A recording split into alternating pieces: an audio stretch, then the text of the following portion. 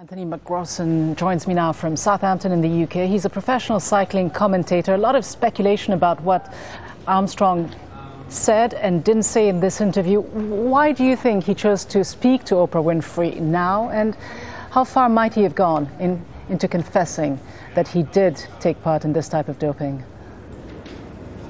Well, I mean, it's very interesting, isn't it, that hearing Oprah say that she went into that interview with 112 different questions to ask Lance Armstrong and that she was mesmerised by his answers. Now, obviously, some of that is going to be selling the fact that people want to watch this interview, but she will have prepared and prepared and prepared, and people like the Sunday Times published openly some questions they wanted to ask Lance. Why did he start? Why has he come out now? A number of reasons.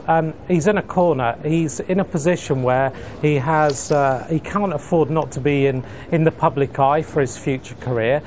Secondly, everyone has come out against him. The UCI has said that he has no place in cycling at all. So what is he left to do?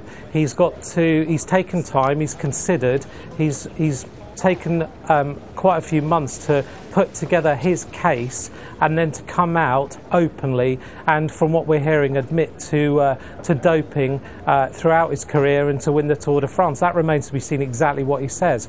But I think the interview that we're going to see later on in the week, from what Oprah has already said, there's going to be some revelations that I think will cause explosions across, by the sounds of things, the cycling world. But if he did admit to the crime, doesn't he at the same time, you say he was in a corner, he had no choices but to come out and speak at this stage, but doesn't he also open up potential legal pitfalls for himself, having so long, for so many years, denied, including under oath, these allegations against him? Well, it does leave him open to various different lawsuits. We know, and I think I spoke to you before Christmas, that actually there was various different lawsuits that were going to open up. One of them is the lawsuit by a company called SCA Promotions. Now, they were a company who had prize money that they once tried to contend paying to Lance Armstrong and ultimately did. So that lawsuit, their lawyer said a few months ago that he didn't expect any settlement of that anytime soon. But now they're in a position where they can do something about it, because Lance, by the sounds of things, has now admitted to what he was actually doing and what they were contending at the time. The other big lawsuit that is going to happen and is already happening is with the Sunday Times, who of course paid out damages previously to Lance Armstrong, and they're now contending that, and there's a counter lawsuit against previous monies that they paid to Lance.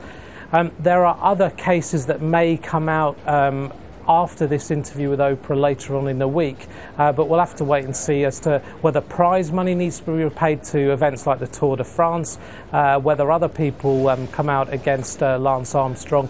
The other big case that we should just mention is the whistleblower lawsuit that Floyd Landis brought against Lance Armstrong, but there's various different articles being written over the last few days as to whether some settlement may happen with that whistleblower lawsuit after this interview. So yes, that he's opened himself up to various different lawsuits, but I'm sure Lance, being Lance, will have taken this step with a lot of consideration, with a lot of advice, and he knows exactly what he's going to get himself into.